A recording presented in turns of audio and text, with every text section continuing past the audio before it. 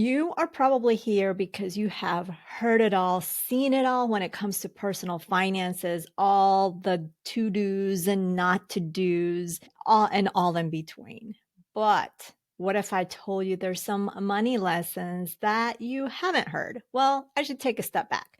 If you've been following me, you've probably have heard some of these, but I am going to share the money lessons that aren't typically taught to you, and I'm going to put them all together in this one episode.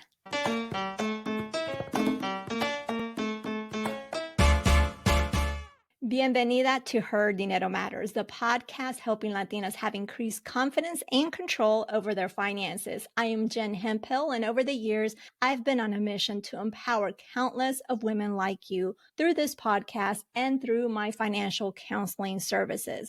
Now, my expertise isn't just a result of my own life experiences or a few Google searches. I also became an accredited financial counselor that helps me serve you at a higher standard.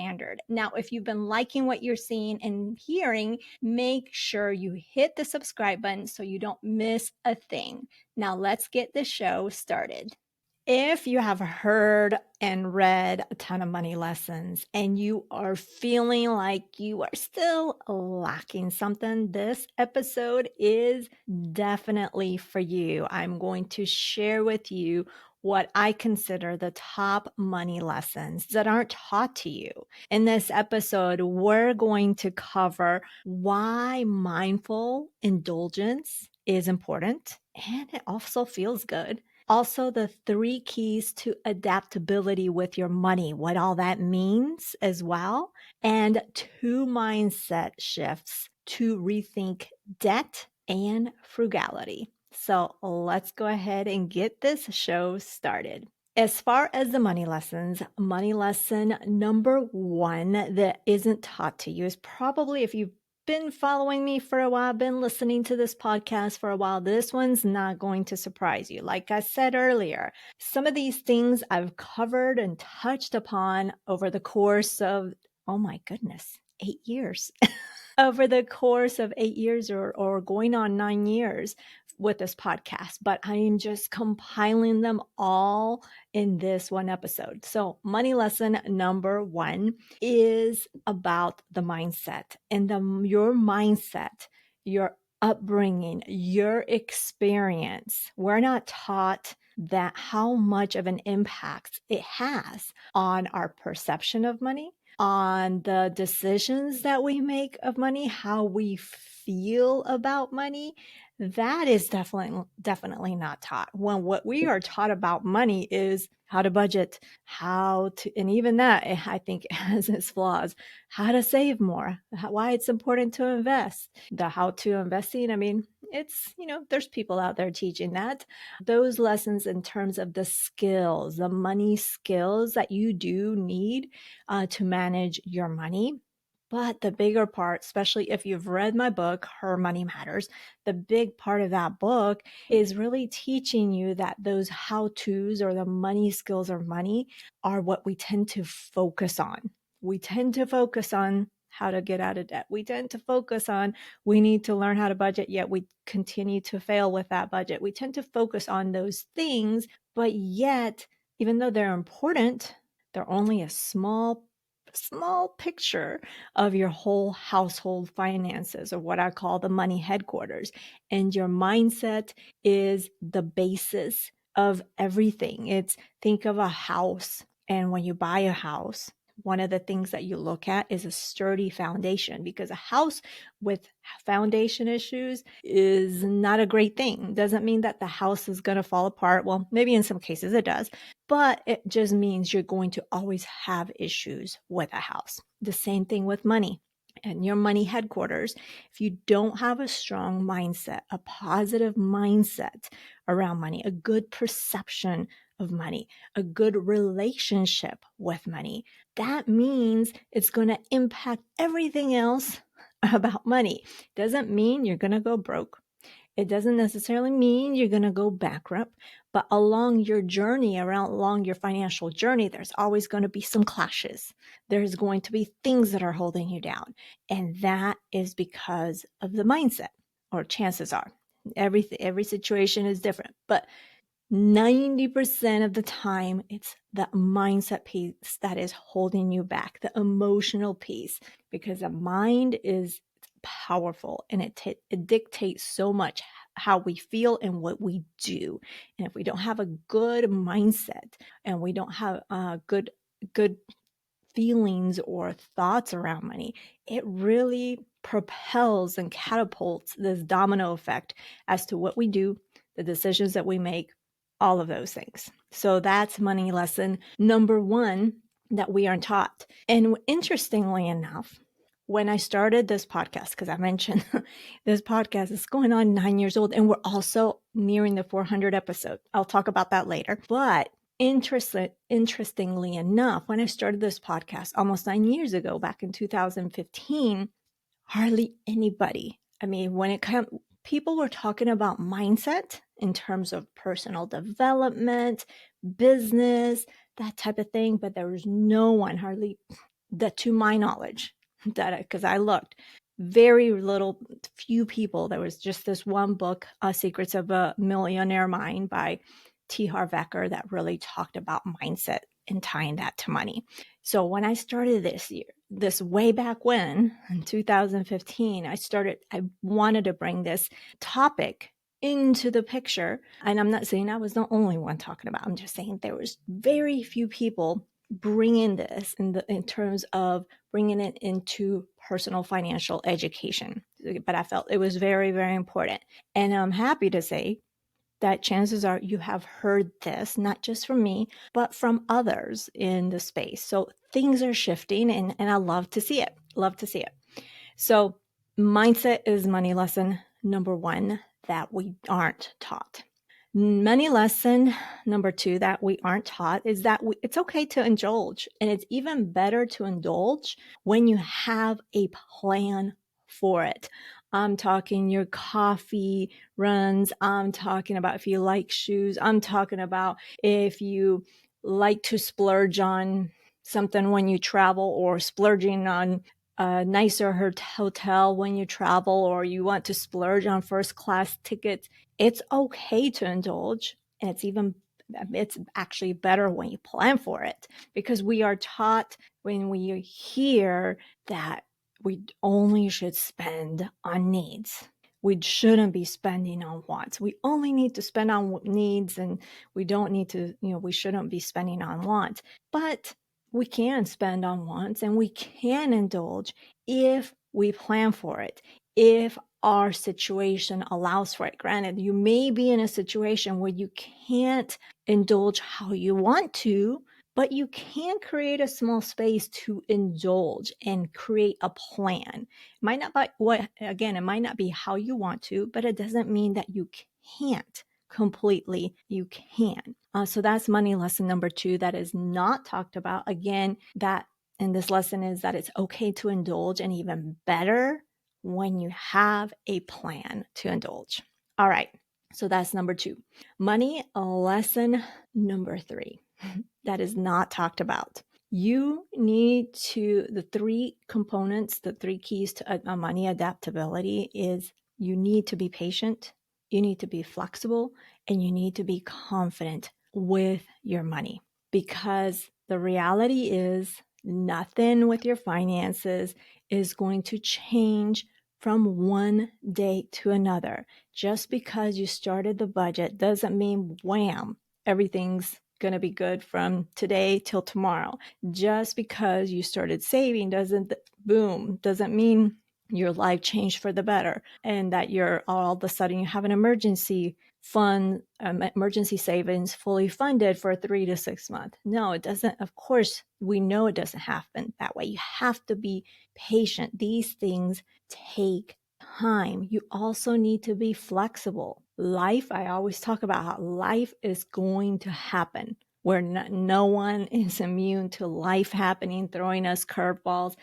And we have to be flexible to adapt to that, and really be flexible to change our budget, be flexible to make some changes in our financial life, what we do, what we don't do, even if it's just for a temporary time, whatever that may be, you need to be flexible. Just because you set a budget one way and maybe it's not working, you need to be flexible to adjust that. Maybe you weren't realistic with some things in your budget. Whatever the case may be, you need to be flexible. You need to also be confident. And this one is something that maybe you need to build, but you always want to remember and know that you want to trust your instinct. You want to know that you inside know what's best. You want to trust what you know, and you want to trust that you know what's best for your household. And always remember that money experts are experts in finances. They're experts in money, but they're not anywhere close to being experts in your money. Always remember, again, I'm going to repeat it again. Money experts are experts in money. There's experts in finance, but they are not anywhere close experts in your money.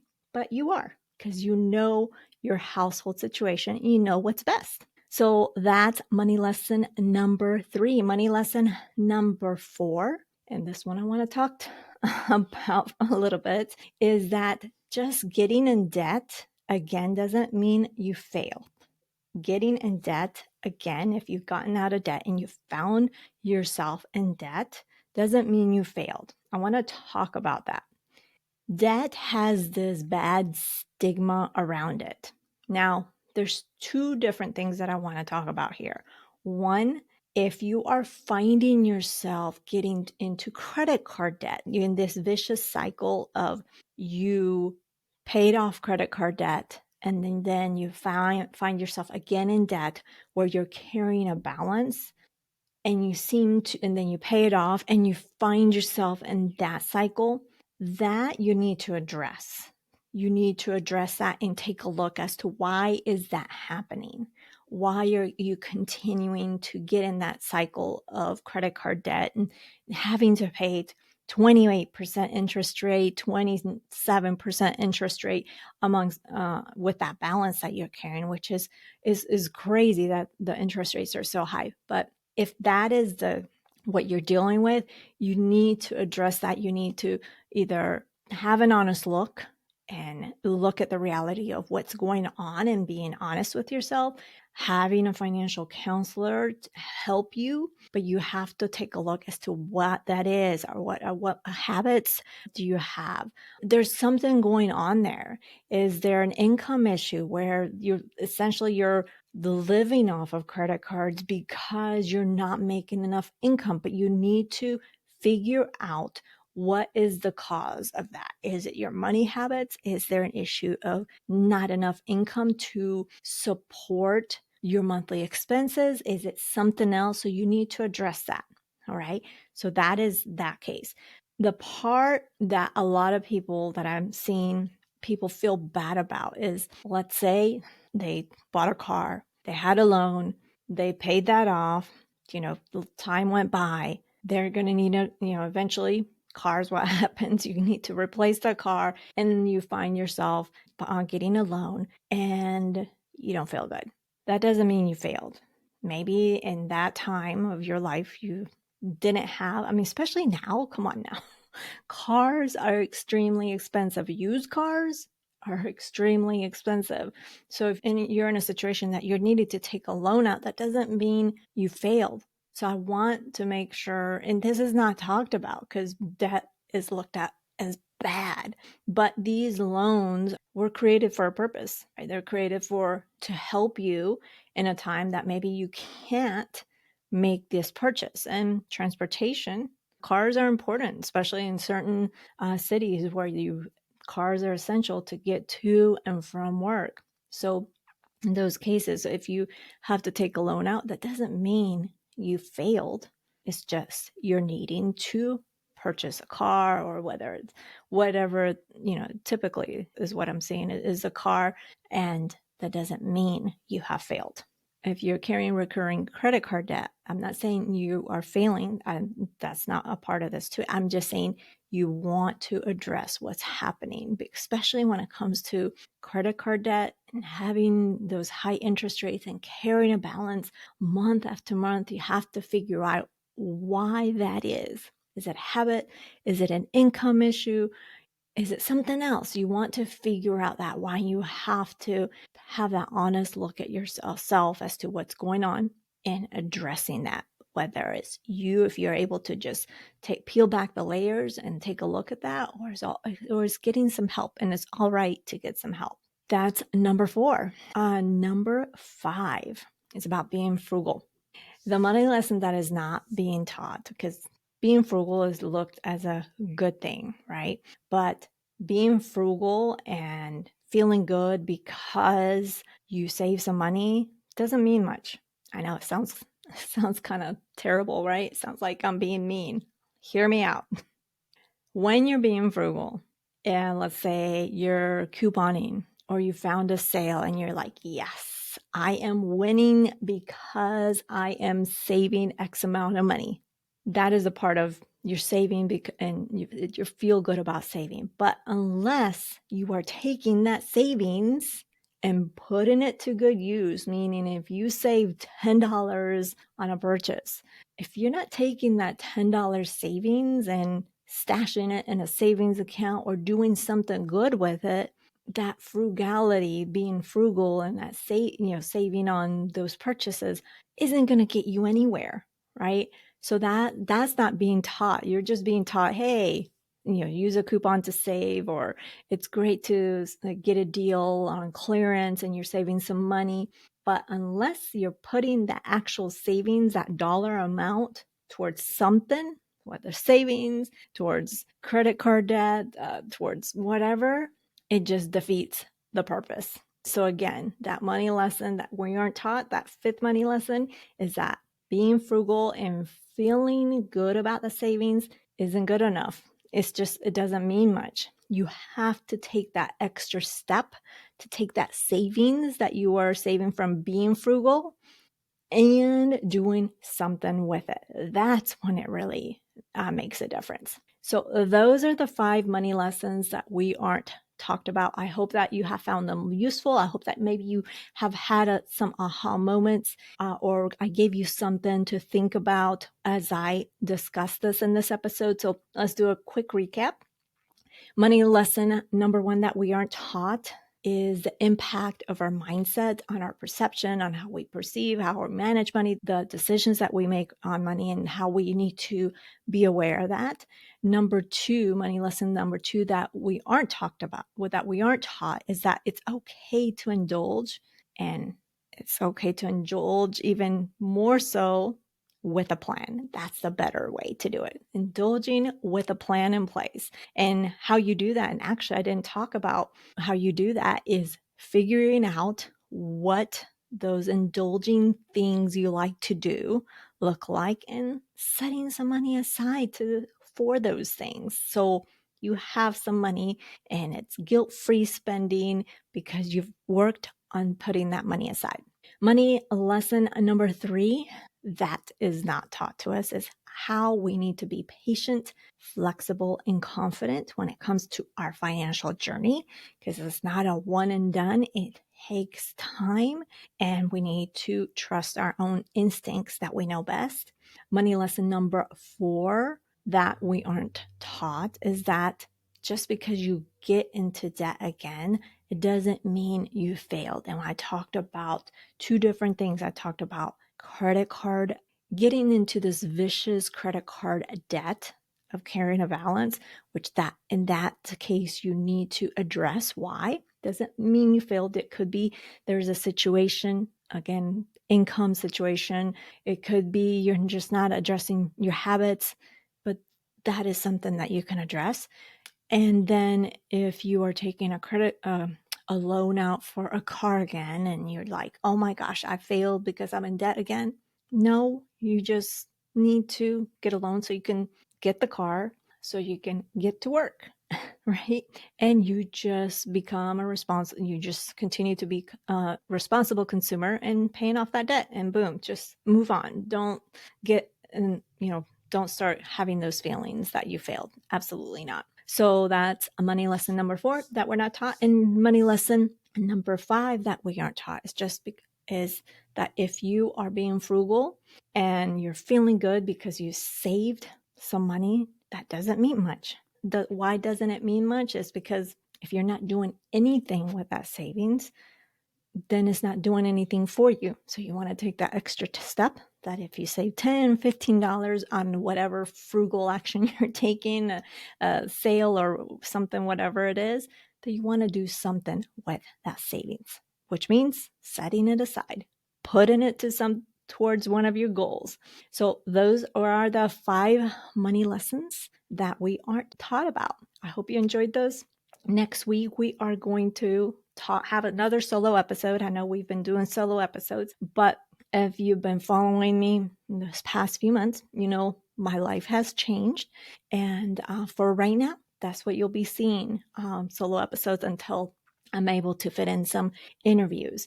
But next week, I'm excited because I'm going to be sharing with you exactly how we manage our finances, what we do, which has made our life simpler. Is it perfect?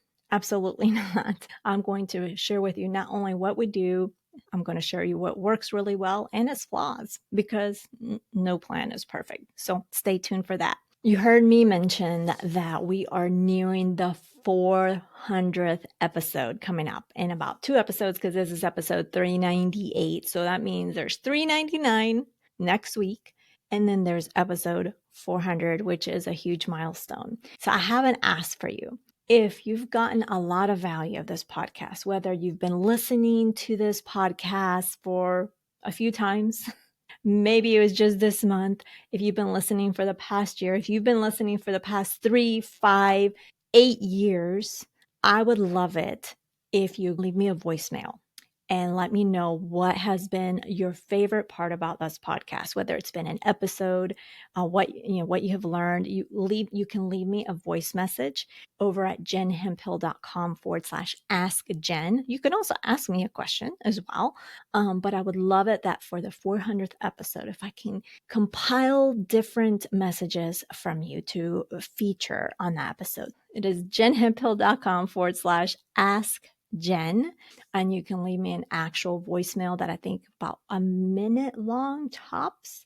So again, it just tell and share with me what you have liked about this podcast. Maybe it's made a difference in your life.